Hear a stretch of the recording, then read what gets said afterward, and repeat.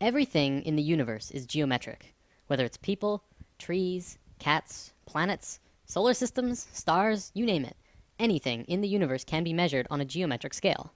Having said that, it's important to note that creation is also geometric. What we're going to be looking at today is the pattern of creation. Essentially, what this means is that everything in the universe comes out of this single pattern. I'm not making this up. This single image will change everything. When I mentioned in lesson 5 that the ancient Egyptians and even more ancient civilizations knew about a deeper, basic understanding of the universe, this is the flower of life. And it is also the creation pattern of everything in existence. Even non-tangible things, emotions, thoughts, music in its entire spectrum, everything comes from this image. Okay, so there are 13 information systems that comes out of the flower of life. Today, I'm going to show you how physical reality can manifest itself, which is just one of the 13 systems. In future lessons, we will look at more. It's also important to note that at first it may not make sense. I ask that you do not choose immediately to shut this out, and just watch with an open mind, and try and see this in a new way. Also, I want to tell you that by learning about sacred geometry simply by observing, you are absorbing only a very minuscule amount of information. If you really want to learn more, you must begin to draw it yourself. I kid you not, when you do this, you begin to see things in a new way. You begin to understand why things are done in the way that they are done. Promise.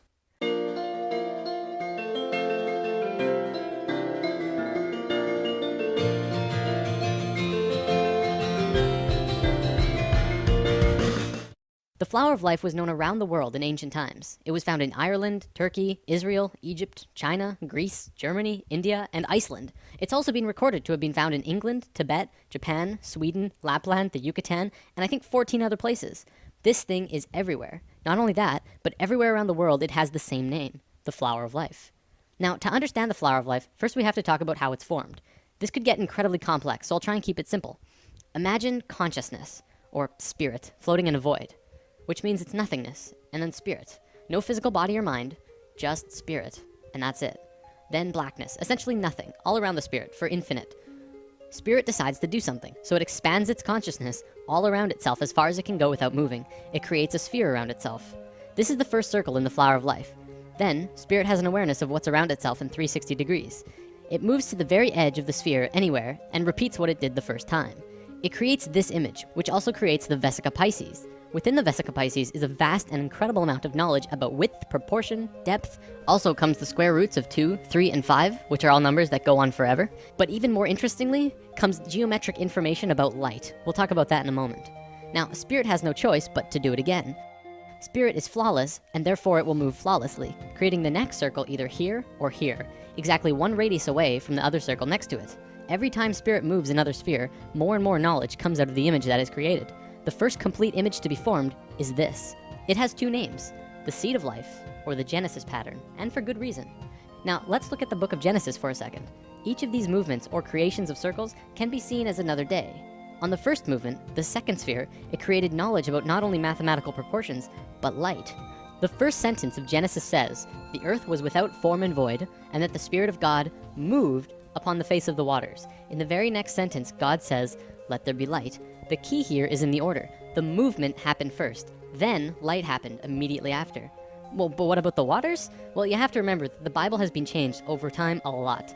The ancient Egyptians would say that the way our modern Bibles begin creation is impossible, especially if you think about it from a physics point of view.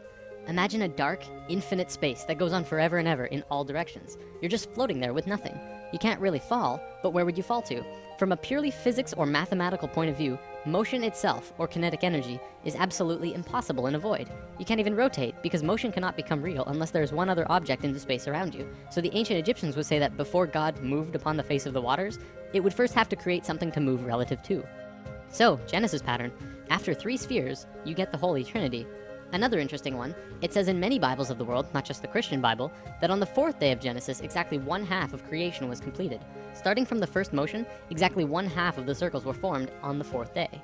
5th day of Genesis, 6th circle, more information, and then on the 6th day, a geometric miracle takes place. The last circle forms a complete 6-petaled flower. This is what many earlier Bibles meant when they said, "In the beginning there were 6." Our Bible even said creation was formed in 6 days, and this fits exactly. This is the pattern of Genesis, and so it's called the Genesis pattern. It's also the beginning of the creation of the universe that we live in. These original movements of spirit are really important, but now let's look at something even cooler. Another image that comes out of this pattern is this. It's called the Tree of Life. Many may recognize this as the Jewish or Hebrew Kabbalah, but the Kabbalah did not originate this image, and there is proof. The Tree of Life does not belong to any culture, not even the Egyptians, who carved the Tree of Life on 2 sets of 3 pillars at Karnak Temple, Luxor, over 5,000 years ago. It's outside any race or religion, as with all of these images. They are patterns that are intimately connected with nature. You'll also notice that every circle on the Tree of Life is either the length or width of the Vesica Pisces. The second image beyond Genesis in the Flower of Life is the Egg of Life. This is formed during the second vortex motion. Upon its completion, it creates an image like this, a 3-dimensional shape that you can hold in your hand. If you were to connect their centers, you would see a cube. So what? Who cares? Well, the ancient Egyptians did, because they were concerned with creation, life, and death. They called this cluster of spheres the Egg of Life. You probably won't believe me just yet, but this shape is the morphogenic structure that created your body. Your entire physical existence is dependent on the Egg of Life structure, and everything about you was created from that form. Everything from your eye color to how long your fingers are. This is a whole lesson on its own, so let's move on for now. All around the world, the Flower of Life was always made the exact same way. See, this pattern can clearly go on forever. However, they always stopped after 19 circles. Why? Well, because they didn't want you to see what I'm about to show you. Back then, this image and knowledge was so sacred that they couldn't allow it to become common knowledge.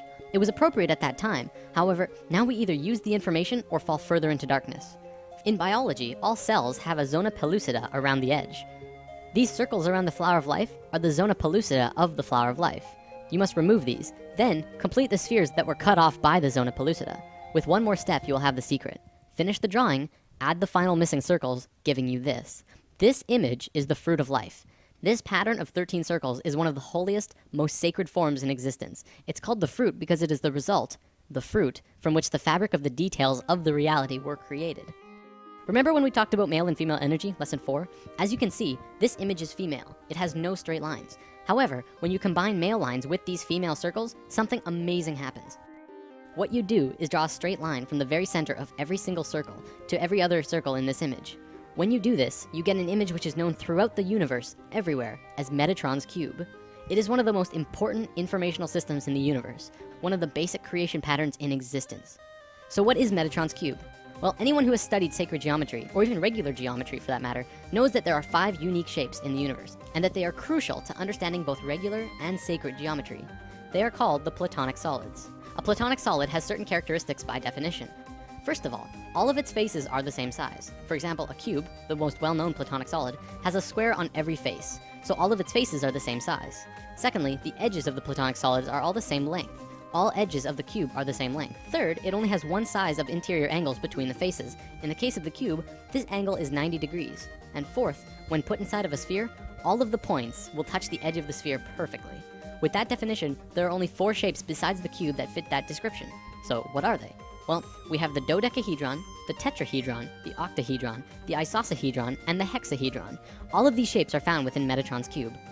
This knowledge is also where original alchemy came from. The ancient alchemists and great souls like Pythagoras, father of Greece, considered each shape to have an elemental aspect to them.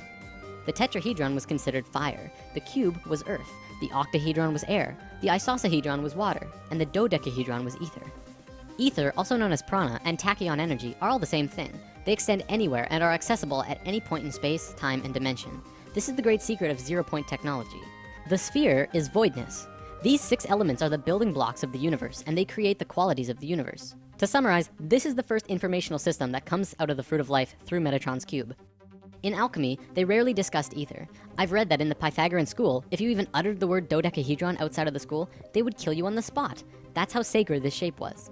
200 years later, when Plato was alive, he would discuss it, but only very carefully. This is because the dodecahedron is near the outer edge in your energy field, and is the highest form of consciousness. There's quite a bit more here, but I don't think I can go much further on it right now. Anyways, recognize this? The periodic table of elements? Every single element on this table has a geometric relation to one of these 5 shapes. Modern scholars ridiculed this idea until the 1980s, when Professor Robert Moon at the University of Chicago demonstrated that the entire periodic table of elements, literally everything in the physical world, is based on these same 5 forms. In fact, throughout modern physics, chemistry, and biology, the sacred geometric patterns of creation are being rediscovered. Another example is the Egg of Life that I showed you earlier. Hopefully that will help you to understand just how incredible and important of a discovery this truly is. Everything that modern science knows about the elements and reality are tied together through the Platonic solids, which come out of Metatron's cube, which is formed out of the Fruit of Life, which comes from the Flower of Life, which is made by spirit. Damn.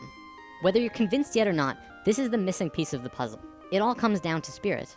Don't forget, this is just one of 13 informational systems that created the universe. If you want to study this on depth in your own, the best resource I'm aware of is the book The Ancient Secret of the Flower of Life. Alright, I'm gonna wrap up with something I think you'll enjoy. Do you believe in aliens? Even after lesson 5, I realize many of you might be skeptical. Would you believe me if I flat out told you that aliens have been coming to Earth and helping us for a very long time now? No? How about now? This is the flower of life in a crop circle. Remember, the flower of life is not only tied to everything in the universe, but consciousness, spirit, as well. Here's another one, and another one. Here's the Vesica Pisces in a crop circle. See, by creating these crop circles, aliens have been actually affecting and helping the consciousness of the planet. Do not fear aliens. They're here to help.